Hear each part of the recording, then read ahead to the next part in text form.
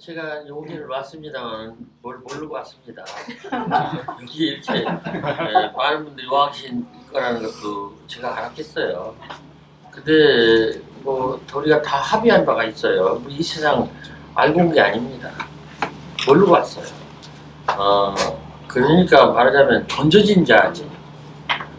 우리 아버지 우리 어머니가 나를 선택해서 온 게 아니에요. 나도 우리 아버지 우리 어머니 선택한 게 아닙니다. 또 우리가 대한민국도 선택한 게 아니에요. 어쩌다 보니까 대한민국 사람이 된 거예요. 우리 아버지 우리 어머니 젊어서 내가 첫 아들인데 기분 좋다가 보니까 내가 그 새벽으로 내가 나오는 여러분들도 다 비슷하실 거예요. 그래서 저는 항상 그런 생각을 해요. 우리가 뭘 알아서 사는 게 아니고 살기 때문에 아는 거다. 사람들은 자꾸 이렇게 얘기해요. 알려고 자꾸 그래요. 자꾸 알려고 그러고 왜 그러냐고 자꾸 그래요. 저보고 자꾸 묻거든요. 왜? 또 무엇인데? 뭐 이렇게 자꾸 물어요. 근데 실은 대답할 게 없어요. 아는 게 별로 없거든요. 제가 뭘 알겠어요? 제가 아는 게 없어요. 그리고 우리는 그렇게 큰 뭐 특별한 능력 있는 사람이 아닙니다. 높은 데 계신 분들은 조심해야 돼요. 자기들이 대단한 것 같은데 당장 그 의자에 내려놓으면 그냥 금방 그냥 바사락 부서지는, 미안하지만 개껍데기가 되는 거예요. 아주 조심해야 돼요. 저도 교장 8년 했어요. 문화원장도 8년 했어요. 시인협회장도 2년 했어요. 그리고 한국 무슨 문화원 연합회장 이런 것도 했고. 그런데 그게 별거 아니죠. 별거 아닌데 그래서 저는 사실 오늘 뭘 알고 온 게 아닙니다. 그냥 불러서 왔습니다. 이게 중요하죠. 부른 사람 우리 김국 선생. 근데 이제 그 이름이 연예인하고 비슷하면 손해봐요. 나도 나태주가 있어요. 네. 저 트로트 태권도는 기회가 나오기 전에는 30대 사람이요. 제가 이제 80대고요. 그 친구가 나오기 전에는 내가 네이버나 다음에 일본이었는데 내가 완전히 찌그러져가지고 나는 찾아볼 수가 없어요. 그래서 제가 누굽니까? 제가 촌놈이잖아요. 제가 물어봤어요. 네이버에 이게 이럴 수가 있냐? 내가 나이가 몇인데 나를 이렇게 기생충을 만들다니. 그래서 얘기를 했더니 안 된대요. 그래서 그 양보해야 돼요. 연예인이 이렇게 이름이 같은 사람이 나오면 동명인 사람은 그냥 양보해야 돼요. 왜 그러냐? 우리나라가 연예인 국가국이거든요. 연예인 국가국이에요. 아주 놀랍습니다. 그만큼 비난하는 게 아니에요. 어쩔 수 없어요. 그렇게 뒤에 갔어요. 오세영이라는 서울대학 교수 있어요. 오세영이라는 배우가 있어요. 그야말로 오세영 씨는 완전히 이제 더 많이 찌그러졌어요. 더군다나 애들이 오세요를 오세영 이렇게 하니까 오세영을 치면 오세영만 그 애들 잘 다녀오세요? 이렇거든요. 그게 뭐 하는 거예요? 이 일을 화타치가 나서 인터넷을 안 봐요, 아예. 나를 뭐 오세영? 잘 다녀오세요? 그러니까 어떻게 그래요? 뭐 문정이도 마찬가지예요. 문정이도 마찬가지. 일단은 그렇습니다. 근데 김웅 선생님도 참으세요. 이런 거 가서 그러니까. 그리고 우리 또 이 박종원 선생은 왔는데 긴가민가 한데 여기 와서 뵈갖고 좀 놀랬어요. 저기 송파구청에서 한창옥 선생이라는 분이 참 이쁜 딸인데 나이가 먹었어요. 그래서 자기 아버지 기념하는 행사를 하는데 제가 1년에 한 번씩 불려가는데 이번에도 가서 갔는데 여기 소프라노 선생님 그 노래를 하시는데 뭐 아주 놀랬어요. 그래서 그 두 분을 오늘 만났습니다. 제가 오늘 와서 만난 분들은 진짜 잘하는 분은 이 두 분 만나서 왔고 다른 분들은 어쩌다 이제 스쳐서 만났고 이제부터는 이제 잘 아는 사람 사이가 될 것입니다. 별로 잘 모르지만은 모른다는 게 뭐 나쁜 건 아닙니다. 그 남자한테 물어보면 제일 예쁜 여자는 제일 처음 본 여자라고. 그게 어떤 여자가 제일 예쁘냐 그러면 처음 본 여자. 늘 보는 만화님은 안 예쁜 거예요. 어쨌든 이제 처음 봐서 반갑고 좋습니다. 제가 사실은 굉장히 좀 모자란 사람입니다. 저가 이제 사는 것이 이제 4가지가 있다고 그러는데, 씻은 거, 초등학교 선생한 거, 시골에 산 거, 자동차 없이 산 거. 이 4가지를 제가 잘했다는 게 아니라 그렇게 살았다고 얘기를 합니다. 근데 저는요, 벗어나려고 생각을 하지 않았습니다. 씻은 것도 벗어나려고 생각하지 않았고, 동갑내기인 최인호 선생은 이 한국문학전집을 내면 한 권이 나왔어요. 300페이지 한 권. 근데 나태주는 재수가 좋으면 2페이지 나오고 안 좋으면 빠지고, 시골 인간이가 빼기 돼요. 그럼 나는 뭐예요? 나는 없는 거예요. 근데 어쨌든 버텨서 최인호는 야 좀 죽었고 난 아직 살아있으니까 그런 건 낫지 않나 그런 생각을 하고요. 초등학교 선생한 그것도 매우 불리한 겁니다. 안 그럴 것 같아도 불리해요. 선생 세계에서는요, 초등학교 선생은 그냥 중학교나 고등학교 선생들이 깔보죠. 근데 보니까 초등학교 선생들은 또 유치원생들을 또 깔거든요. 제가 이제 병설 유치원 원장도 병했거든요. 같이 원장인데, 선생들이요 유치원 선생들을 깔아요. 저것들은 전문대학 나왔다고. 그러면 안 되죠. 그렇게 하면 안 되죠. 그래서 제가 저 사람들은 천사하고 사는 사람들이다. 네 집에 있는 애기 천사 아니냐. 그러면 깔볼 일이 아니고 돈 지쳐내고 부러워야 할 일이지. 그래서 초등학교 선생이라는 배워 분리했고 분리했습니다. 지금도 뭐 이제 그만 나는 물러난 지가 16년 됐으니까 먼 옛날 얘기고. 시골에 산 것도 마찬가지죠. 제가 시인협회 회장을 작년 3월까지 했는데, 거기 익선동 골목인데 그 음식점이 참 맛있는 음식점이 많아요. 그래서 제가 2년 동안 회장하면서 인발 뻔했다고 했어요. 공주에 가면요 그런 집이 한 군데도 없어요. 거기는 익선동 가보면요 어느 집이나 다 맛있어요. 서울에 대해서 제일 잘 모르시는 분들이 서울 사는 분들이야. 공주에 대해서 잘 모르는 사람들이 공주 사는 사람이에요. 그래서 서울 좋다는 걸 아시고, 하여튼 그래서 그 시골이라는 게 굉장히 불편합니다. 못 살겠죠. 그렇지만 저는 그게 이제 마음에 익은 것이고 좋게 생각하고, 그것도 마이너죠. 자동차 없이 산 것은 이건 뭐 말할 필요가 없어요. 이거는 제 집사람한테 제가 매우 감사하게 생각하는 마음입니다. 집사람이 동의를 않고 매일매일 똑같더라면 나도 해수없이 사야 돼요. 근데 저는 자동차 없이 사니까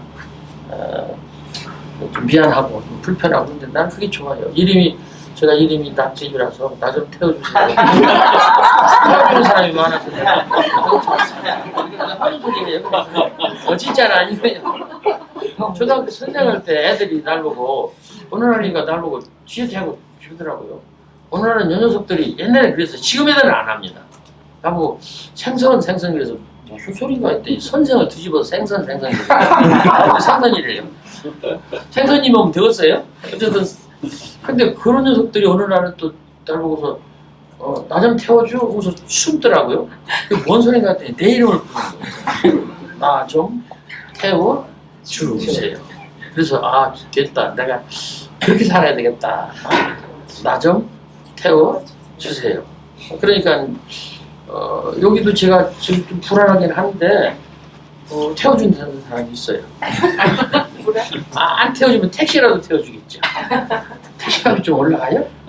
올랐습니다. 올랐어 그래서 참 걱정이다. 어쨌든 그래서 자동차 없이 사는 것이 저한테는 마이너인데, 그렇게 살고 있는 것이 그다지 나쁘지 않습니다. 저 인생은 이렇게 생각을 했어요. 이 마이너가 메이저가 될 때가 언제일까요? 어떻게 하면 시골에 사는 것이 메이저가 되고 시 쓴 것이 메이저가 되고 초등학교 선생한 것이 메이저가 되고 자동차 업체 사는 것이 어떻게 메이저가 될 것인가 가망이 없죠. 근데 이제 그렇게 생각하면서 살았습니다. 그래서 지금 메이저가 됐는지 안 됐는지 모르겠는데 뭐 오늘 또 오라고 하는 사람이 됐으니까 매우 감사하게 생각합니다. 1월달, 2월달은 제가 아픈 달이에요. 알아야 되지 않겠습니까? 저도 4, 5년생인데 나는 아마 3월 16일이 생일이니까 아마 3월달에 죽을 거예요. 3월달만 되면 아파요. 그래서 제가 그래요. 내가 어머니 뱃속에서 나가려고 내가 한 거다. 그래서 저는 3월달 지나면 올 한 해 살겠다. 3월달 내가 태어났잖아요. 여러분들도 생일날 그때 태어났다고 생각하십시오. 다시 어머니 뱃속에서 이거 우주 자체가 또 뭐, 한국 자체가 어머니라고 볼 때 올해도 난 새로 태어났다. 저는 매년 연초만 되면 제가 쓴 새해 기도, 새해 인사 그런 시에도 있습니다만 나는 올해 365개의 태양을 공짜로 선물 받았다. 나는 올해 또한 같이 365개의 달을 선물 받았다. 그리고 거기에 딸린 비율, 새소리, 물소리, 바람, 수없이 많은 꽃, 뭐 이런 것들을 내가 더불어 선물을 받았다. 이렇게 생각하면 좋지 않을까. 그리고 나는 올해 작년에 그 사람이 아니고 생각만이라도 새로 태어난 사람이다. 그리고 내가 맞이하는 날은 날마다 그날이 아니고 새날이다. 그래서 나는 어떤 사람인가? 365개의 태양과 달을 새로 선물 받은 그런 사람으로서 공짜 받으신 겁니다. 우리나라 한국말도 공짜로 받으신 거고 여기 저기 마포구 여기 이런 데도 공짜로 받으시고 옆에 계신 분들도 공짜로 받은 거고 오늘 내 저녁 진짜 엄청나게 많이 먹었어요. 여기서 그 집이 어딘가 좀 김국 선생한테 얘기해서 그 집 가보세요. 진짜 맛있는 집 있어요.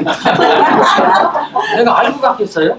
나는 모르고 줄레줄레 따라갔는데 하긴 우리 교장 선생님 중에 노줄레라는 분이 있어요. 애들이 옆에 와갖고서는 그래요. 지치고 야 너 줄레줄레 따라다니까. 그러면 교장 선생님이 그것들을 주먹으로 뗄 수도 없고 지들끼리 하는 소리요. 줄레줄레 교장 선생님 이름을 부르는 거예요. 줄레줄레. 어쨌든 줄레줄레 따라가서 얻어먹었는데 굉장히 맛있었습니다. 어쨌든 우리는 선물로 받은 것이다. 선물로. 그러면서 365개의 태양과 달을 이렇게 우리가 하루하루를 선물로 받으면서 1년을 살면 얼마나 좋겠나 이렇게 생각을 하면서 살았으면 좋겠다는 생각을 합니다. 그리고 나의 오늘은 어떤 오늘이냐 하면은 내 생에 남은 날 총량 중에 첫날이다. 그리고 새날이다. 이렇게 생각을 좀 바꾸면 엄청 좋지 않을까. 저는 그렇게 생각합니다. 아까 지혜라는 말씀을 하셨어요. 지혜라는 것은 바로 그런 게 아닌가. 뻔한 것을 좀 바꿔서 좋은 것으로 이렇게 자기가 감사하게 이렇게 누리면서 사는 그런 태도와 마음이 아닐까 그런 생각을 해봅니다. 우리 다 이 세상 뭔지 모르고 왔지만 어차피 살아야 되지 않겠습니까? 그리고 많이 잘 살았었어요. 그래서 이제 노년에 계신 분들도 계시고 중년에 계신 분들도 계신데 끝날까지 최선을 다해서 잘 살아야 되지 않을까 그런 생각을 해봅니다. 아까도 우리 김욱 선생하고 얘기를 했습니다만은 인생은 고행이다라고 말하는 사람이 있을 수 있어요. 석가께서도 인생은 고행이다. 그럴 때 저는 생각을 해봅니다. 인생은 여행이다. 라고 하면 어떨까? 그리고 오늘 하루를 살았으면서 나는 오늘 하루를 버렸다. 오늘 하루를 망가뜨렸다. 오늘 하루를 완전히 죽었다. 이렇게 하지 말고 내가 힘들고 어려워도 오늘 하루를 내가 벌었다. 버렸다가 아니라 벌었다. 이러면 어떨까? 그런 생각을 해봅니다. 돈도 그렇습니다. 돈도 없는 사람 보고 자꾸 쓰라고 그러는 것은 좀 그렇지만은 이게 때가 되면요. 돈이 아무런 의미가 없을 때가 있습니다. 은행에 몇십억이 있어요. 근데 내가 1년만 살고 죽는다고 그럴 때는 그 돈이 아무 소용도 없고 필요가 없어요. 저는 그렇게 생각합니다. 그래서 제가 이제 최근 생각입니다만은 내가 가지고 있는 돈이 내 돈이 아니고 내가 쓴 돈이 내 돈이다. 그렇게 생각을 합니다. 앞으로 내가 살 인생이 내 인생이 아니고 살은 오늘 하루가 인생이다. 그래서 나는 많은 인생을 살았다. 그래서 많은 인생이 부자다. 이렇게 생각하면 안 될까요? 나는 살 날이 너무 없다. 정말로 나는 가난이다. 그러지 말고 나는 많이 살아서 많은 것을 누렸고 많은 것을 내가 내 인생으로 편입시켰기 때문에 버린 게 아니라 벌었기 때문에 나는 인생이 부자다. 이렇게 생각하면 훨씬 좋지 않을까. 그것이 제 생각입니다. 그러면서 저는 초등학생 생활한 거, 시골 사는 거, 시쓴 거, 이거를 이제 요즘 배하는 나이인지 만 나이인지 몇 살인지 모르겠는데 그게 헷갈리더라고요. 내가 몇 살인지 모르겠어요. 45년생인데. 왔다 갔다 해갖고 그게 당분간 78세. 아유 거짓말. 내가 진짜 78세라는 말이에요. 맞으신 것 같아요. 그런데 그 배하는 나이로 따지면 79세라는 말이에요. 엄마 나이까지. 그렇죠. 아니 나도 아는 소리예요. 알고 참. 그렇지만은 그렇게 살았으므로 나는 잘 살았다, 좋았다 이렇게 하면 안 될까? 너무나 나는 앞으로 살 날이 없다 이러지 말고 그렇게나 살았다. 그러면 좋지 않을까? 간디 선생이 이런 얘기를 했다는데 아주 아름답다고 생각합니다. 내일 죽을 사람처럼 살고 영원히 죽지 않을 사람처럼 공부하자. 그런 얘기를 하는 사람 많아요. 신부님들도 하셨고 했는데 뉘앙스는 조금씩 다른데 대종은 그겁니다. 내일 죽을 사람처럼 살고 영원히 죽지 않을 사람처럼 공부하자. 이러면 훨씬 좋지 않을까. 우리는 죽습니다. 안 죽으면 고참. 안 죽으면 죽죠. 그런데 지금 죽지 않은 건 아니고 살 만큼 살고 부처님이든 조상이든 예수님이든 오라 하면 그때 거부하지 말고 가는 것이 좋겠다. 죽는 얘기가 나왔습니다만 저는 한번 죽어봤어요. 완전히 이제 죽은 게 아니고 죽는 체험을 비슷하게 했어요. 과학하는 이런 분들은 인정을 안 하시는데 그게 이제 환상이라고 그러는데 환상이 아니에요. 어쨌든 저는 그렇게 생각합니다. 여러분 여쭤볼게요. 죽음이 우리를 찾아옵니까? 내가 죽음을 찾아갑니까? 둘 중에 하나예요. 그러면 그 다음에 얘기할게요. 내가 늙었습니까? 늙은 것이 나를 찾아왔습니까? 내가 늙었습니까? 내가 살다 보니까 내가 늙었습니까? 어느 날 갑자기 늙은 것이 나를 찾아와서 이렇게 늙게 했습니까? 살다 보니까. 그렇죠. 그러면 죽음도 마찬가지입니다. 내가 죽음을 찾아가는 거예요. 어쩌면 이럴 것 같아요. 죽음을 두려워하는 마음이 더 크지 실질적으로 죽음 앞에 섰을 때는 두려운 것도 없어요. 왜냐하면 죽음도 진화이고 죽음도 성장이고 죽음도 변화이기 때문에 죽음도 발달과하기 때문에 제가 교회 가서도 그런 얘기를 했더니 장모님들도 진짜냐고 그러시더라고요. 저는 그렇게 생각하지 않아요. 그렇게 죽음이 그렇게 무섭지 않다고. 그래도 죽지 않는 얘기는 아니에요. 어차피 죽는 거니까 지금 죽지 않은 게 아니고 살다가 보면 거기로 가니까 다 가는 길이다 이렇게 생각하면 좋지 않을까. 특히 한국 사람들이 동양 사람들이 특히 죽음을 무서워하지 않을까. 그런 생각을 합니다. 답을 말씀드렸어요. 우리가 살다 보니까 늙은 것이지 갑자기 늙은 건 아니다. 그게 죽음도 죽음 쪽으로 우리가 가는 거예요. 오히려 안 죽으면 문제가 있다 그런 얘기예요. 이런 말 안 들으셨어요? 아까도 얘기했는데 재수없어서 100살까지 산다. 이거 큰일 났어요. 제 가치는요 지금 97세세요. 97세세요. 돌아가시라는 게 아니고 정말 걱정입니다. 나도 죽게 생겼는데 우리 아버지가 돌아가셔. 학생들이 얘기하면 깜짝 놀래요. 저 늙은이 뒤에 2층으로 또 있단 말이냐. 있어요. 분명히 있어요. 나도 그런 2층이 또 될 수도 있습니다. 이게 현실이에요. 그래서 우리는 여기서 좀 여유를 갖고 조금 느긋하게 생각하면서 사셨으면 좋겠습니다. 올해 이제 새로 해가 돼서 지금 2월 1일 아닙니까? 옛날 어른들이 인생 4계가 있으니 첫째 계획은 1년의 계획, 하루의 계획, 일생의 계획, 한 집안의 계획 그런 4가지 계획이 있다. 이때 계획은 서양식으로 얘기하면 프로그램이나 플랜이나 이런 구체적인 계획이 아니고 좀 더 포괄적인 얘기인데 인생에 4가지 계획이 있다. 하루의 계획은 새벽에 있고 이른 아침에 있고 1년의 계획은 원단에 있고 1월달 정초에 있고 일생의 계획은 부지런함에 있고 저는 우리 조상들이 굉장히 훌륭하다고 생각합니다. 일생의 계획은 부지런함이 있다. 이게 얼마나 아름다운 말씀입니까? 우리가 그걸 너무 놓고 사는 거예요. 부지런해야 돼요. 부지런하지 않는 인간은 아무것도 할 수가 없습니다. 농사분들 들었잖아요. 농작물은 농부의 발자국 소리를 들으면서 자란다. 시골에서 말하잖아요. 큰 부자는 하늘에서 되지만은 작은 부자는 부지런함이 낸다. 다산 선생도 얘기를 했어요.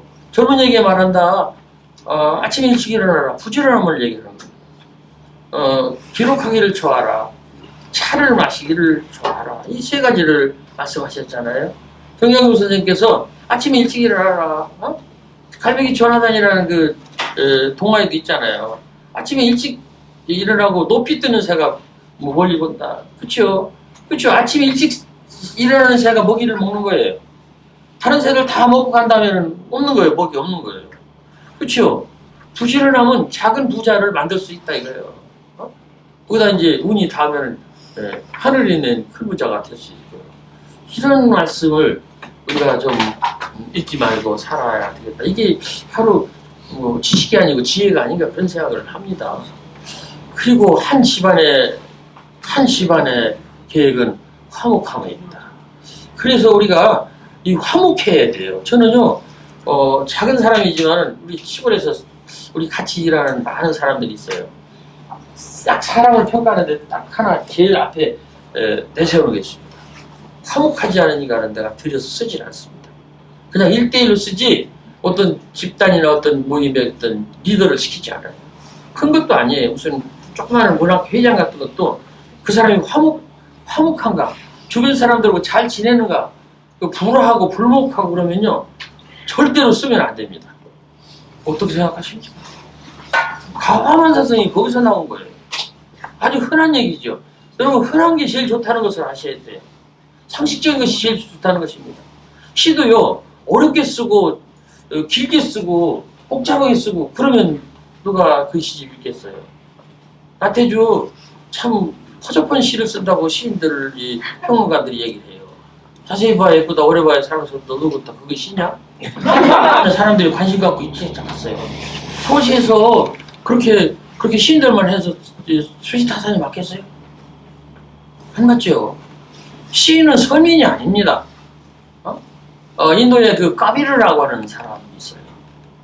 고대 인도의 현자 중에 하나인데 그 사람은 아마 힌두 집안하고 무슬림 집안에서 같이 자랐던 거예요. 태어나기는 힌두에서 자랐는데 자라기를 무슬림에서 자라는 그 사람은 2 집안을 다 섬겼어요. 태어난 자기 힌두 그 거꾸로 바뀌었을지도 몰라요. 여기 그런 교리도 섬기고 무슬림도 섬기고 자기가 섬겼어요. 그리고 절이나 이런 사찰로 들어가지 않고 아버지가 배짜고 물 깃고 그러는데 그걸 하면서 시장 바닥에서 그냥 거기서 깨닫는 사람이 됐어요. 엄청나게 사람들이 왔습니다. 그 사람한테는 장점이 있어요.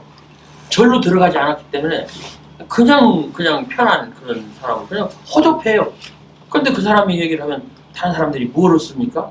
마음의 평화를 얻는 거예요. 깨달음을 얻는 거예요. 좋은 거예요. 즐거운 거예요. 기쁜 거예요. 그렇지 않습니까? 그러면 시도 그렇게 써야지. 뭐라 그럴까, 깊이 들어가서 그냥 분석하고 해치고, 그러고도 난 모르겠다. 그러고서 시인이라고 그러면 되겠습니까? 나는 그런 시대는 갔다고 생각합니다. 지금은요, 제 생각에 맞는지 모르지만 혼자 생각인데, 지식의 시대에서, 생각의 시대에서 이제 느낌의 시대로 갔습니다. 그걸, 특히 위에 있는 분들이 분명히 하셔야 돼요. 느낌의 시대가 왔다는 얘기예요. 특히 한국은 이 감성적인 분들이기 때문에 지식, 법조항만 갖고는 안 돼요. 법은 그런데 느낌이 안 되면 안 되는 거예요. 어떻게 생각하세요? 우리는요, 지식의 시대에서 생각의 시대로 왔고, 이제는 느낌의 시대로 갔습니다. 애들한테 제가 얘기해요. 너희들이 앞으로 살아나려면 이 느낌에 대해서 존중하고, 느낌에 대해서 들여다봐라. 그래서 너희들이 해야 할 것은 느낌을 팔아야 된다. 느낌을 팔아야 돼요. 느낌 때문에 우리는 죽고 살고 한 것이 아닙니다. 행복을 결정하는 80%가 감정이라고 그럽니다. 행복을 결정하는 요인의 80%가. 여러분, 한 잔 술에 눈물 난다라는 말 아시나요? 틀기에서 오신 분들은 모르시죠? 한 잔 술에 눈물이 난다. 이게 말이 안 되는 소리예요. 이런 얘기 일본 사람들한테 하면 통할까요? 무슨 소리로 그러는가? 한 잔 술에 왜 눈물이 나요? 하나도 눈물 안 나잖아요. 그 사람들은 더치페이가 그냥 몸에 뱄으니까 먹고 싶고 그러면 저기 소주 가서 한 병 사서 다 나발 부르면 되지. 그 한 잔 그 술에 왜 눈물이 남습니까? 우리 한국 사람들은 그렇게 느낌이 강한 사람이고 소중한 사람이고 그렇다 이거죠. 그래서 그 한 잔 술을 아끼지 말아야 돼요. 필요하면 아끼지 말아야 돼. 드려야 돼요. 같이 나눠야 돼요. 시도 마찬가지고 정치도 그렇고 경제도 그렇고 교육도 그렇고 이제 그거 안 되면 안 된다고 나는 생각합니다. 절대로 안 돼요. 정말로 그렇습니다. 아이들은요 굉장히 거기에 대해서 뜨겁게 동의를 합니다. 제가 이제 쓴 시 중에 이 가을에 아직도 너를 사랑해 슬프다 이런 짧은 시가 있어요. 제목이 이 가을에입니다. 이 가을이에요. 지금 바로 이 가을. 지금 봄이지만 아직도 너를 사랑해 슬프다. 이건 예수님 아니고 부처님 그 자비심을 내가 풀어 쓴 거거든요. 자비. 사랑할 자에다 슬픔. 제가 생각을 했어요. 사랑은 슬퍼지나 슬퍼지면 사랑하나. 근데 부처님 말씀이 맞아요. 저는 기독교 신자입니다만은 부처님 말씀이 맞아요. 사랑하면 슬퍼지나 슬퍼지면 사랑하지나. 사랑하면 슬퍼집니다. 어떻게? 진심으로 깊이, 마음 깊이, 아주 정성껏 사랑하면 슬퍼지면 사랑이 아니라 사랑하면 슬퍼집니다. 우리 아버지 어머니들이 그랬고 스승이 그랬고 예수님이 그랬고 부처님이 그러셨어요. 그래서 제가 이 가을에 아직도 너를 사랑해서 슬프다 그랬더니요. 중학교 2학년 아이인데 중학교 2학년 애들은 이거 모르는 거거든요. 근데 한 아이가 안다 그러더라고요. 어떻게 하냐 그랬더니 내가 연애를 시작했습니다. 근데 그거 갖고 부족한데 그랬더니 내가 아무리 좋다고 해도 저 인간이 나를 좋다고 안 합니다. 그 슬픕니다. 그거예요. 중학교 2학년이 알아요. 아주 중요한 얘기입니다. 중학교 2학년이 부처님의 뜻을 헤아리고 그 세계에 가 있어요. 연애를 함으로. 그렇습니다. 이게 참 좋지 않을까. 그래서 저는 그 까비르 이야기를 했습니다만은 너무 거룩한 척하지 말자. 너무 잘난 척하지 말자. 더군다나 선민 그런 거 하지 말자. 이제는 당신하고 내가 같습니다. 나는 뭐 당신의 신부입니다. 당신의 이웃입니다. 동행입니다. 이래야지. 나 따라와. 안 따라오면 가만 안 둬. 이렇게 하면 이건 절대로 있을 수가 없다고 생각합니다. 나도 안 따라갈 거예요. 옛날에 우리 아버지는 그렇게 했죠. 나한테. 그렇지만 우리 아버지 말 그렇지만 우리 애들은 안 듣습니다. 진짜라니까요. 세상이 달라졌어요. 그래서 우리가 똑똑해져서 그런데 이 지식에게서 생각으로 이제는 감정으로 놓은 세상을 살아가니까 우리가 여러 가지로 공부하고 힘들다고 생각합니다. 작년입니다마는 세종시에 가서 그 선생님한테 들었어요. 거기도 중학교인데 제가 중학교를 잘 갑니다. 사실은 중학교는 강연을 문학 강연을 하면 거절해야 돼요. 왜냐면 말도 잘 않고 안 듣고 학교 가면 강연료도 많이 안 주고 최고가 50만 원이에요. 최고가 50만 원인데 안 가고 싶죠. 3년 같은 데 가서 50분 하면 200을 주고 200을 주면 50만 원짜리 몇 개예요? 4개잖아요. 4번 가느니 한 번 가고 얼마나 좋아요. 나머지 3일은 안 가도 되잖아요. 그런데 진짜로 그 강연이 필요한 사람은 중학생입니다. 왜냐하면 그 사람의 인생이 바뀔 수도 있기 때문에. 나는 여기도 여기 책에 보니까 박모의 시인 얘기가 있습니다만 박모의 시 얘기를 듣고 깜짝 놀랐어요. 나는 젊어서부터 박모의 씨하고 반대쪽에 사는 사람이에요. 선생을 오래 했고 몸보신을 했고 그래서 공무원 43년에서 정년퇴직을 했고 교장도 했고 훈장도 받았고 뭐 탈 것 다 했어요. 근데 이제 재작년에 신협회장 처음 돼가지고 서울 무슨 궁평동인가 어디 갔는데 서울 시민을 위해서 15분짜리가 20분짜리 강연을 하라고 하더라고요.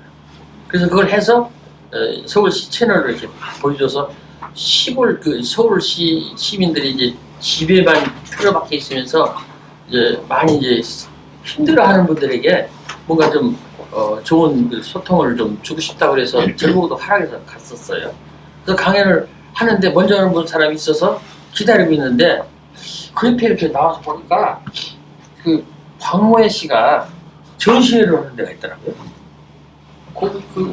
나는 그래서 그 시인 박모인 줄 몰랐어요.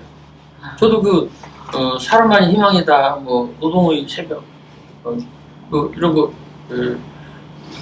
뭐 읽었거든요. 집에 책도 여러 번 읽고. 그런데 거기 사진 전시한다고 해서 올라가봤어요. 그랬더니 그 박모에 맞더라고요. 근데 거기 써놓은 소개서가 있어요. 제가 깜짝 놀랐어요. 사진도 컬러가 아니고 흑백 사진이에요. 흑백 사진이에요. 근데 소개해놓은 걸 보니까 홍래 씨가 이제 진보 정부 생긴 뒤로 국가로부터 보상금을 받았대요. 근데 그걸 반납했다고. 반납한 사람이 몇 사람인지는 모르겠는데 제가 깜짝 놀랐어요. 근데 그 밑에다 이렇게 썼어요. 나는 과거의 나의 공로나 어떤 것을 내가 받아서 미래의 나를 부유하게 넉넉하게 안일하게 살고 싶지 않다. 나의 시대는 끝났다. 나는 이제 생명운동 뭐 이런 걸 하러 간다. 그러면서 필름 카메라 사가지고 동남아 이런 오지 다니면서 사진을 찍어가지고 사진을 전시를 한다 이거예요. 제가 깜짝 놀랐어요. 사진을 보니까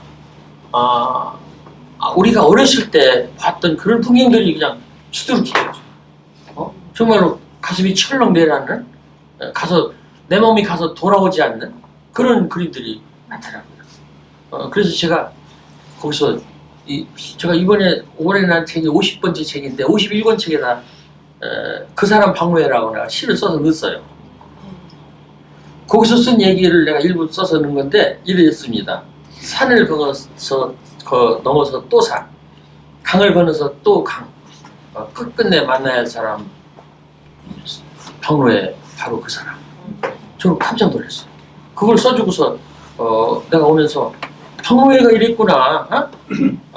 나는 그 줄에 서 있지 않고 같이 간 사람이 아니지만 이런 시인이 있다니 정말로 감동이다. 그랬어요.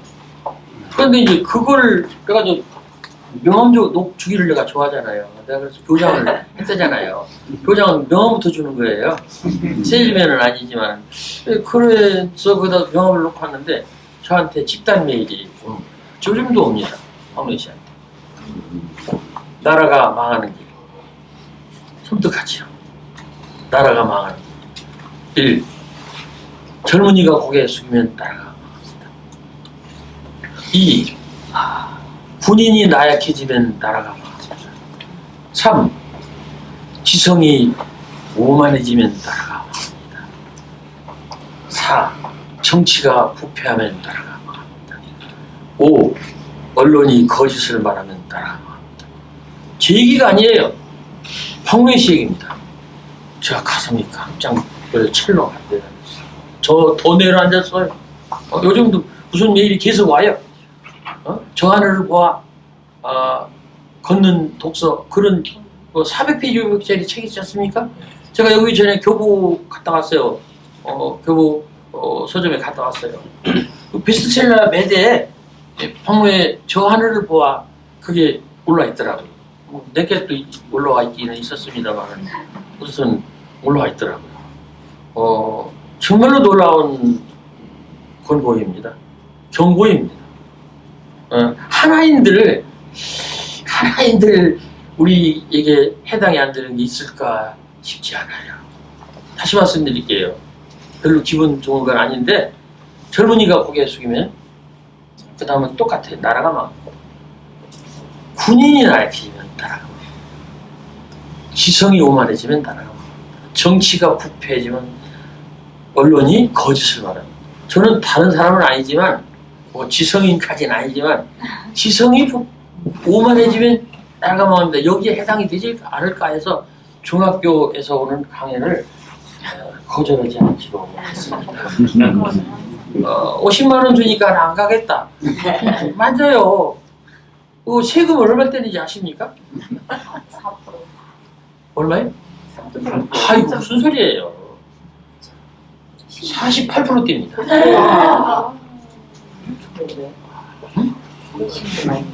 누가 누진이 되면 48%. 누진이 되면 48%. 강연료 50만 원이 아니고 책값, 연금, 인세 이런 것들이 다 합쳐지면 이게 이제 어느 시간 지나면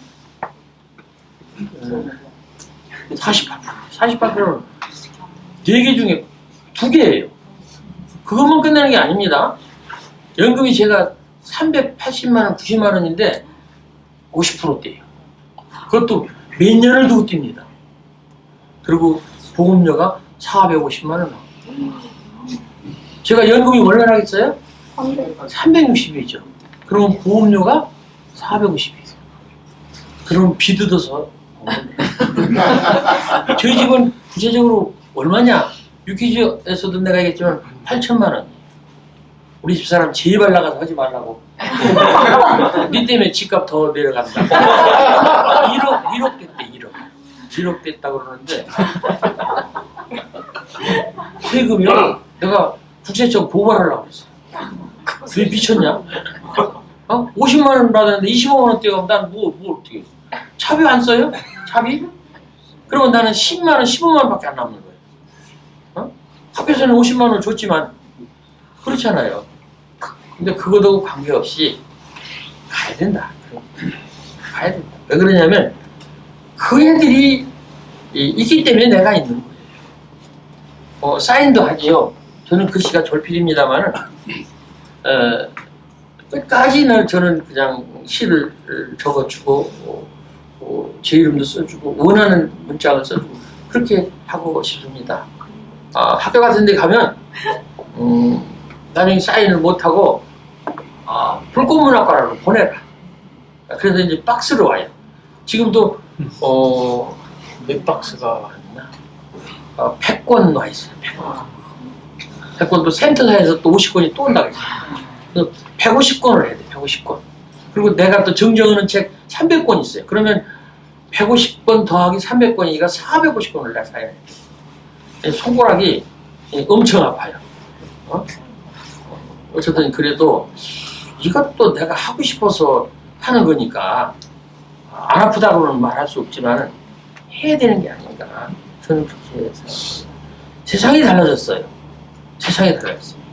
이제는 나를 위해서 사는 게 아니고 저는 뭐 정치하는 사람 아닙니다. 사회운동하는 사람도 아니고 글 쓰는 사람 입장에서 나를 위해서 글도 쓰고 책도 내기도 하지만 너를 위해서 책을 내고 글을 쓰는 것이 지금은 필요하지 않을까 그런 생각이 됩니다. 제가 뭐 대단한 사람은 아닌데 토스토이 인도 사람들의 인생의 삶의 방식, 공자님 이야기를 들어봐도 그런 종류 얘기를 들어보면 비슷한 게 있어요.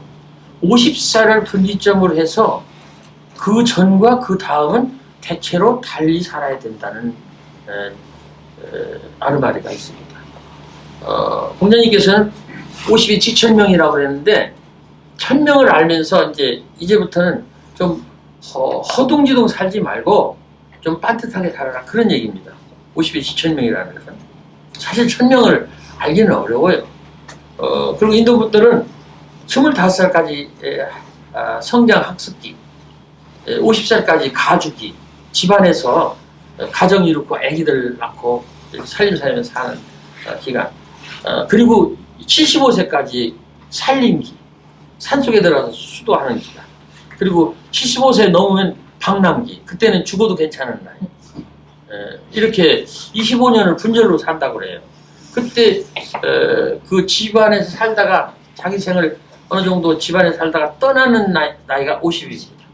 토스토이도 50세 무렵에 자기 인생에 대해서 회한을 느끼고 도대체 나는 어떻게 이렇게 잘못 살았는가 하고 자기에 대해서 회심의 기회를, 통안의 기회를 갖고 참여력을 쓰고 이제부터는 다시 살겠다고 시작한 것이 50세입니다. 그리고 32년 동안을 살았는데 그야말로 대작을 쓰는 그 러시아의 진짜 중심 그런 소설가로서 살았고 말년에는 또 사상가로서 이렇게 살다고 죽었다고 우리가 알고 있습니다. 그래서 이제 저도 다른 건 아니지만 정년은 그 나이 60세 좀 늦었지요. 그때 죽었던 경험이 있어요. 그런 뒤로 제가 생각을 달리 했습니다. 나를 위해서 살았던 것이 60세까지라면 이제부터 내가한테 생명이 주어진다면 조금은 좀 남을 위해서도 좀 살고 싶다. 그랬는데요.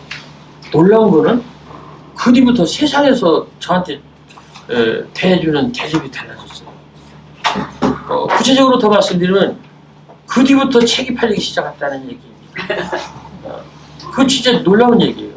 그러니까 나를 위해서, 내 슬픔을 위해서, 내 원한을 위해서, 내 불평을 위해서 내가 시를 썼다면 60세, 62세 이후에는 너의 걱정을 위해서, 너를 축복하기 위해서 시를 쓰기 시작한 뒤부터 책이 나가기 시작했다. 그런 얘기입니다.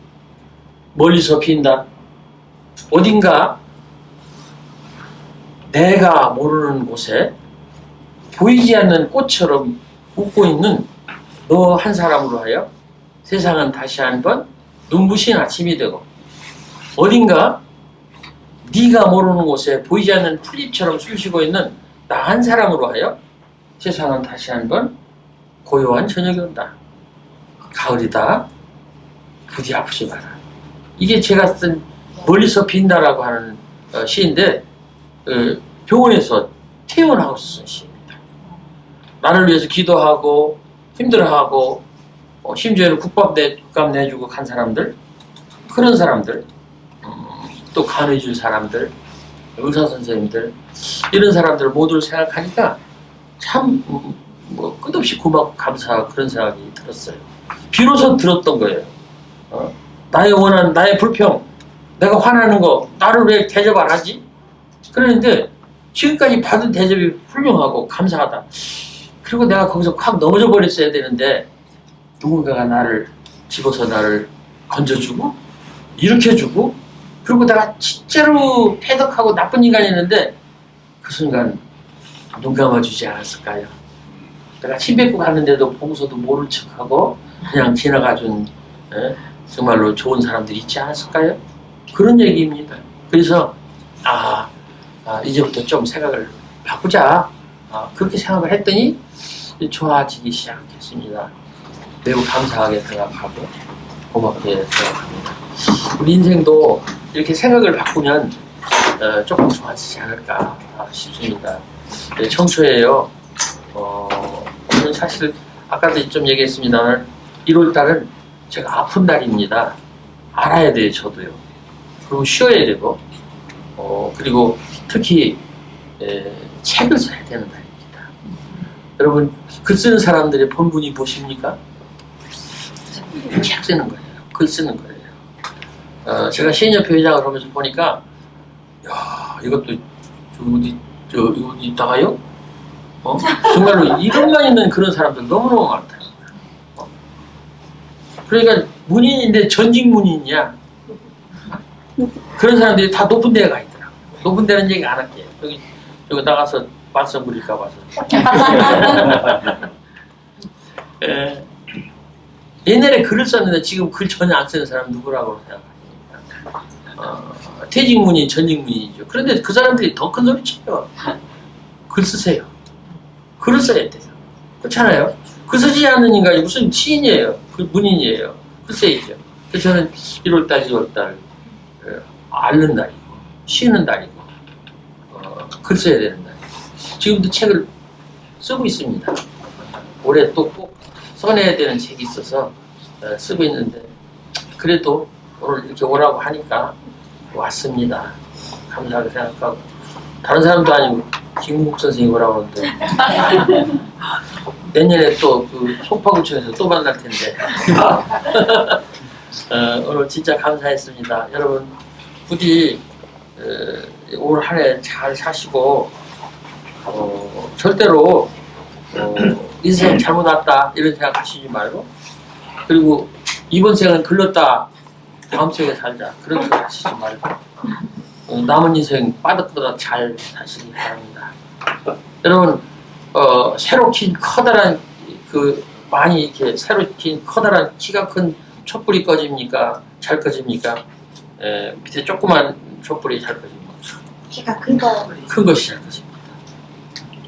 이게 끄트머리 남은 초는요 끝까지 뽀지직 타는 것입니다. 이게 아주 중요한 거예요. 그래서 끝까지 남았다면 끝까지 남은 초를 끝까지 다 심지까지 다 잘 소모하시고 잘 사시고 잘 누리시고 잘 또 이렇게 버리시고 가을에 지는 호숫게 지는 나뭇잎처럼 세상을 떠날 일입니다. 제가 초등학교 교장할 때 운동장 청소를 참 잘했어요. 지금도 북구문학관에 그 낙엽 청소하는 사람은 접니다. 우리 직원들 둘이나 있는데 내가 또 내 돈 주고 쓰는 직원이 또 하나 있어요. 안 해요. 강아지가 실내고 가도 그 실내것이 보이지 않는가 봐요. 며칠 내가 봐도 안 치워요. 네가 치워라. 나는 문학관에 아무런 사람이 아닙니다. 돈 대주는 사람이지 나는 문학관에 아무런 사람이 아니에요. 돈만 대주는 사람인데 그래서 청소를 제가 하죠. 그 낙엽을. 주로 휴관하고 있는 월요일을 합니다. 직원들이 안 나오는 날 한 2시간 하죠. 그게 이제 제가 교감할 때도 그랬었고 교감할 때도 교장할 때도 그랬었는데 6, 7월에 태풍이 돼서 꺾여서 이렇게 쓰레기 같은 나뭇잎을 갖다가 태운 적이 있어요. 냄새가 엄청납니다. 이 파란 초록색 이 파랑이 그냥 남아 있어 갖고 그걸 태려면요 그래서 막 역겨운 냄새가 나요. 근데 가을이 돼서 이렇게 땅바닥에 내려앉은 그 호수에 내려앉은 낙엽을 태우면 이호숙 선생이 말한 그 낙엽을 태우면서 나오는 커피 먹는 냄새가 납니다. 더 길게 좋아요. 네. 내가 초등학교 교장했다잖아요. 네. 교장은 빨리 안 끝납니다. 그렇습니다. 많이 끝날 해주세요. 때는 보면 또 간단하게나마 그리고 또 하고 이것으로 그리고 계속 이어지죠. 조금만 더 이어지게. 이릉 선생을 봐야 된다 해서 가서 만난 적이 있습니다. 저는 서울대학도 안 나왔고 교수도 아니었고 평론가가 아니기 때문에 만날 일이 없었어요. 우리 딸은 그 줄에 있었기 때문에 만났죠. 서울대학교 지금 교수인데 그러니까 서울대학 나왔으니까 평론을 하는 애니까 만났죠. 근데 이제 날 보고 만나자 그래서 이제 갔었어요. 평창동 갔는데 야, 그 이혜령 선생 나는 사실 이혜령 선생은요 전자제품 가게 하는 사람이라고 생각했어요. 이혜령 선생님이 하는 것은 지식과 생각이거든요. 지식과 생각. 그 눈물에 대해 쓴 것이 있어요. 한방울의 눈물. 그것도 봤어요. 내가 사서. 봤더니 끝까지 느낌이 아니고 생각이더라고요. 이는 끝까지 느낌이 아니고 생각이에요. 자기 아이디어 계속 써요. 그렇게 아픈데도 자기 생각만 계속 써놨어요. 느낌이 없어요. 느낌이 없는 사람이에요. 이혜령이라는 분은 그런 사람입니다. 근데 그분 와 끝까지 자기 아까 낙엽이 이렇게 그 가을에 낙엽이 완전히 자기 무게를 다 줄이고 떠나는 것처럼 정말로 다 줄이고 다 버리고 그러고서 갔더라고요. 그래서 마지막 부분 내가 이혜령 선생님을 만났어요. 그렇게 이제 치신이 좋고 살도 찌고 그랬던 분인데 완전히 말았어요. 그리고 왜 이렇게 꿈기럭거리는지 김남주 선생님과 같이 갔는데 안 나오는 거예요. 보니까 그렇게 아프고 그렇게 고통스럽다고 하는 사람이요. 하얀 한복을 차려입고 하얀 양말을 신고 그 조선 신발을 딱 신고서 그러고서 왔어요. 이 양반이. 와, 그 사람이 암이잖아요. 특히 후두 쪽에 암이잖아요. 이야기를 시작했는데 1시간 동안 끝이질 않는 거예요. 아프다는 사람이 자기 혼자 다 얘기해. 와, 이 사람 대단하다. 마지막에 헌팅턴 비치에 가면 너를 만날 수 있을까? 자기 딸에 대한 시집을 낸 게 있어요. 열린문에서 나왔는데 저도 열린문에서 책이 나와서 거기서 이제 주고받고서 봤는데 문장이 딱 3문장이에요. 자기 딸한테 얘기하는 거예요. 3문장이에요. 헌팅턴 비치에 가면 너를 만날 수 있을까? 근데 이게 3문장인데 그 3문장을 김현정 열린 주간에 의하면 써준 게 아니고 전화로 불러줬다. 그것도 오랜 시간 불러줬다. 왜냐면 말이 안 돼서. 미나야, 예를 들면 그거예요. 네가 먼저 간 길을 내가 따라간다. 그 길은 너도 할 수 없고 나도 할 수 없는 길이다. 뭐 이런 문장이 딱 3문장이에요. 근데 그걸 불러주기 위해서 헉헉대면서 불렀다고 그래요. 참 놀랍지 않습니까? 얼마나 앉아있는지 모르지만 그 앉아있는 그 서재에 가보진 않았지만 방석을 2개나 이렇게 깔았겠지요. 의자에 앉았어도 바닥에 앉았어도 뭐 하루에 10몇 시간 앉아 있으니까 이걸 몇 년을 했으니까 이 방석 앉아있는 궁뎅이 자국이 이렇게 쭉 들어갔었대요. 그래서 기자들이 와서 보고 이 방석을 찍어놔야 되겠다. 방석 가져갈 수는 없고. 그래서 이제 이런 궁뎅이가 나온 그 자죽이 나온 그 방석을 찍어갔대요. 나는 그 궁뎅이에 대해서 상당히 궁금했어요. 여러분, 글 쓰는 사람들한테 얘기하는데 글을 무엇으로 쓰는가? 궁뎅이를 씁니다. 특히 그 주댕이를 쓰면 절대로 안 됩니다. 궁뎅이로 씁니다. 제가 집에 가서 제가 유튜브를 봤어요. 황석영 씨 유튜브인데요. 황석영 씨가 나왔어요. 젊은 소설가들이 나왔어요. 그래서 젊은 소설가들이 묻습니다. 네? 유튜브 찾아보세요. 황석영 나왔어요. 물어봐요. 선생님, 소설 어떻게 쓰죠? 야, 그냥 쓰지. 어떻게 그걸 나보고 어떻게 쓰냐고 묻냐. 그래도 어떻게 쓰는가 좀 얘기 좀 하셔야 될 거 아닙니까? 우리도 좀 궁금하니까. 어떻게 쓰시죠? 그러니까 나중에 그러더라고요. 뭐 쓰다가 콧구녕도 휘기고 왔다 갔다 하고 종이도 구기고 막 오줌도 넣고 막 기침도 하고 물도 먹고 막 왔다 갔다 쓴다 그러니까 그거 말고요. 그러니까 황석영 씨가 이래요. 왼쪽에서 오른쪽으로 쓴다 그러니까. 그게 어이없어요. 젊은 사람들이 어이없다는 거. 그거는 우리도 알아요. 그럼 어떡하라는 말이냐. 그래도 한 말씀 하시죠. 그러니까 나중에 끝에 하는 말씀이 이혜령 씨하고 똑같은 얘기예요. 소설은 맞춰보시죠. 궁뎅이로 쓴다. 그게 이혜령 선생이나 황덕현 선생이나 쓴 자리는 달라도 가는 길이 글 쓰는 사람들의 길이었기 때문에 같이 궁뎅이로 한 거예요. 박노해 저는 이 시대 우리 또래들은요 거의 다 죽었어요. 시 안 쓰는 사람들은 오래 사는데 시 쓰는 인간들은 미리 죽었어요. 특히 A급들이 다 죽어버렸어요. 그리고 B급만 남았는데 이거 어떻게 하면 좋겠어요? 죽을까요? 어떻게 여러분들 하시는 대로 내가 할게요. 더 살을까요? B급으로 됐어요. B급 C급으로? 야 이거 참 박로에 나이 차이는 있어요. 그러나 그 사람은 이제 진보 성향이 있었고 저는 보수 성향이 있는데 그런 생각했어요. 산을 올라갈 때는 네 편이고 그렇지만 산을 올라가는 꼭대기 올라가는 네 편이 있다 없다? 없지요. 올라가지 못한 인간들이 네 편 따지는. 그러면 꼭대기 오면 뭐가 남죠? 인간과 생명과 사랑만 남습니다. 꼭대기 오면 뭐가 남죠? 인간과 생명과 사랑이 남습니다. 어떻습니까? 나는 그래서 박로의 책을 다 샀어요. 다 전부 샀어요. 이미 갖고 있는 것도 있지만 그리고 또 산 사람이 있어요. 이혜령 선생 책이 나는 많아요. 더 샀어요. 한 5, 60권 있어요. 우리 집 문학관에. 그리고 정채봉 씨 책을 또 다 샀습니다.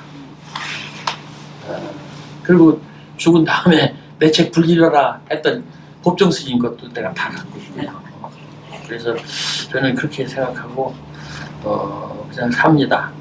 그래서 이 시대에 시인이 남았다면 박노해가 하나 남았다고 생각합니다. 전혀 박노해 선생이 의도하지 않은 바예요. 너 왜 내 얘기 갖고 댕겨? 나 재채기에 그럴지도 몰라요. 그렇지만은 박노해에 대한 이야기를 제가 많이 하고 제가 꼭대기 올라갔다는 게 아니라 저도 보는 게 인간과 생명과 사랑을 봅니다. 그 앞에 아무것도 거리끼는 것이 없다. 그런 생각을 해요. 서로 다른 게 없다. 부처님도 예수님도 공자님도 다른 게 없다.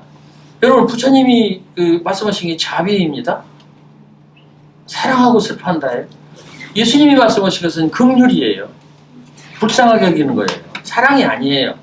그 상당히 모호한 얘기인데 사랑이 아니고 긍휼입니다. 긍휼. 공자님이 말씀하신 것은 인인데 인이 좀 까다롭잖아요. 그거 들여다보면 측은지심이에요. 그러면 측은지심, 긍휼, 자비심 똑같은 거예요. 그분들은 서로 다르게 태어나고 다르게 살고 다른 말씀을 하셨지만은 똑같습니다. 그리고 우리 시인들한테 얘기를 해요. 이렇게 쓰지 말아라. 여러분 석가님, 공자님, 예수님이 글 썼다는 얘기 들어보셨어요? 글 썼다고 하는 얘기 들어보셨냐? 말씀하셨죠. 그러니까 말씀처럼 글을 써야 돼요. 글처럼 글을 쓰지 말고 말씀처럼 글을 쓰라고요. 글처럼 글을 쓰면 글이 죽는 거라고요. 붕어빵 속에 붕어 있어요? 여러분 꽃 속에 꽃이 있어요? 멸치란 말 속에 멸치가 있어요? 없잖아요. 멸치는 말 속에 없어요. 그건 약속이고 속에 연결고리일 뿐이지 꽃게비예요. 왜 자꾸 멸치란 말 먹고서 멸치라고 그래요? 멸치가 아니에요. 그건 멸치란 말이지 그 너머에 있는 거예요. 여러분 별빛이 별입니까? 별빛입니까? 별빛은 별이 아니에요. 이거는요 몇 억광 년 전에 보내온 흔적이에요. 그러면 별은 어디 있냐? 그 너머에 우리가 알 수 없는 어떤 공간에 우주 공간에 있는 거예요. 그걸 우리가 그리우면서 살자는 것이 제 생각이에요. 혹은 내 책 이름 얘기한 것 같은데 별빛 너머의 별 400 몇 페이지입니다. 시집이에요. 한 사람이에요. 그 속에 대상이 한 사람이에요. 그래서 한 사람을 내가 그리워하고 좋아했던 얘기를 썼어요. 450페이지 시집이에요. 잘 팔릴까요?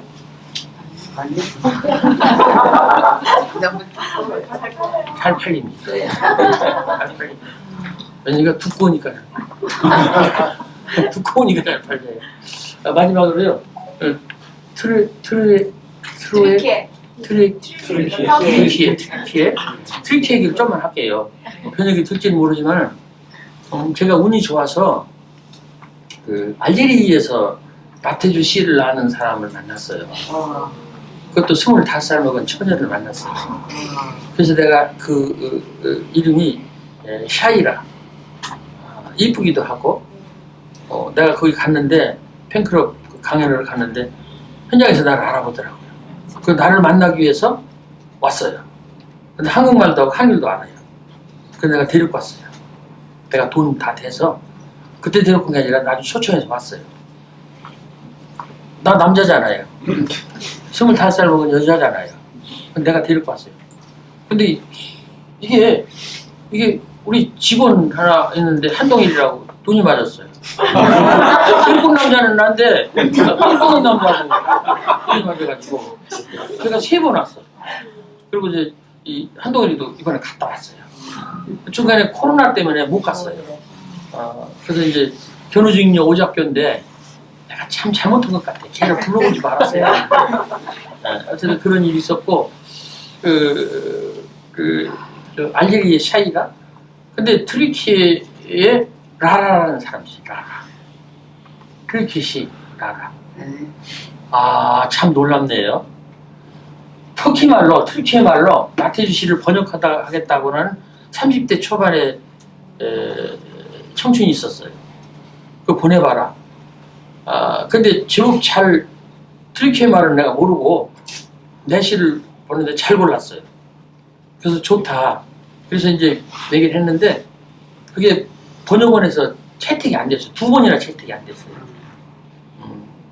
근데 본인이 그러더라고. 얘기해 줄 것 같더니 얘기할 필요도 없대. 자기 실력으로 하고 싶대요. 참 세계적인 젊은이들이 그렇게 훌륭해요. 그런데 이 얘기를 듣고 내가 몇 번 이메일 주고받았더니 참 놀랍게도 한국말로 자기가 시를 쓴 게 있대요. 한국말로. 그렇게 라라라고는 젊은 시인인데 보내봐라. 근데 시가 참 좋아요. 근데 이 사람들이 재밌더라고요. 요즘에는 20권, 10권, 10권 나는 출판사도 있대요. 사실은 우리 개념은 안 맞죠. 적어도 500권을 내야 되는데. 그래서 그렇게 출판을 한다고 그러더라고요. 그래서 그거 말고 그냥 원고를 보내라. 그래갖고 제가 아는 출판사에 그리고 외국인 뭐 베트남이라든가 이런 사람들 귀화한 사람들 책을 내주는 출판사가 있어요. 거기다가 얘기를 해서 내가 160만 원 가장 싼 돈으로 말해라. 그랬더니 160만 원. 그래서 주고 책을 냈어요. 그래서 한국 서점에 나갔어요. 라라, 트리키의 라라라는 사람이 한국 서점에 나갔고 라라는 여기 왔다가 그 책을 몇 북, 20, 30북 뭐 좀 가지고 갔을 거예요. 그래서 한번 온다고 그랬는데 또 내가 그때 통영을 갔었어요. 그날. 그래가지고 못 만났는데 그런 사람이 있었습니다. 아시든지 마시든지. 이따가 저한테 주소를 주시면 그 라라 시집을 한글로 됐으니까 못 읽으시겠죠. 트리키의 사람인데 라라 그 시집을 보내드릴게요. 무스타파 씨는 지금 한글을 열심히 공부하고 있어서 예. 한글을 1년간은 다 할 수 있어요. 네. 그래서 트리키의 라라라고는 30대 초반에 젊은 청춘 시인이 쓴 책을 보내드리겠다. 네. 근데 그 분이 혹시 터키 어느 나라 어느 지방의 사람인지 아세요? 잘 모르겠어요. 잘 모르겠어요. 그래서 이메일만 알아. 이메일만. 네, 이메일. 그 이메일도 알려줄 수 있어요. 네. 근데 이 라라는 그런 걸 알려주는 게 반갑지 않은 것 같더라고요. 문학관에 가서 내가 없을 때 사진은 찍었는데 공개하지 말아가 라라의 주문이에요. 공개하지 마라. 내 얼굴 알려지는 거 싫다. 그래서 시집에도 자기 사진이 없어요. 그냥 트리키 사람이고 자기는 한국을 진짜 근데 한국을 진짜 사랑해요. 어떻게 그렇게 난 그런 사람은 진짜 놀랬다니까요. 그런 일이 있었답니다. 네. 여기까지 얘기하고요. 말씀을 끝내는데 시 한두 편만 읽고 내려가겠습니다. 선물 하늘 아래 내가 받은 가장 커다란 선물은 오늘입니다. 오늘 받은 선물 가운데서도 가장 아름다운 선물은 당신입니다. 당신 웃는 얼굴, 나지막한 목소리, 콧노래 한 구절이면 한아름 바다를 아는 듯한 기쁨이겠습니다. 이게 제가 쓴 선물이라는 여러 편의 시가 있는데 그 중에 하나입니다. 여자를 보고서 썼을 것 같다고 그러는데 여자가 아니고 남자입니다. 그러니까 꼭 그건 아니에요. 그게 제가 쓴 여자를 보고 쓴 것 같은 시가 다 여자라고 생각하면 그거는 그 사람이 생각이에요. 그것도 나쁘지 않아요. 그러니까 남자를 보고서 쓴 시인데 그런 시가 있습니다. 행복. 제가 여기 언제 오겠어요? 그러니까 이제 시 몇 개 더 읽겠다는 얘기입니다. 저 언제 저를 만나시겠어요? 그리고 또 이 자리에서 이렇게 꼭 만나시겠어요? 우리 기적의 사람입니다. 이게 기적의 순간입니다. 그렇게 생각하십시오. 얼마나 이게 놀라운 일입니까? 행복, 저녁 때 돌아갈 집이 있다는 것. 저도 기어코 돌아갈 겁니다. 8천만 원짜리. 여러분들도 세지 말고 집으로 가십시오. 힘들 때 마음속으로 생각할 사람이 있다는 것. 있습니다. 외로울 때 혼자서 부를 노래 있다는 것. 이렇게 해서 시가 끝났는데 제 얘기도 끝내야 될 것 같습니다.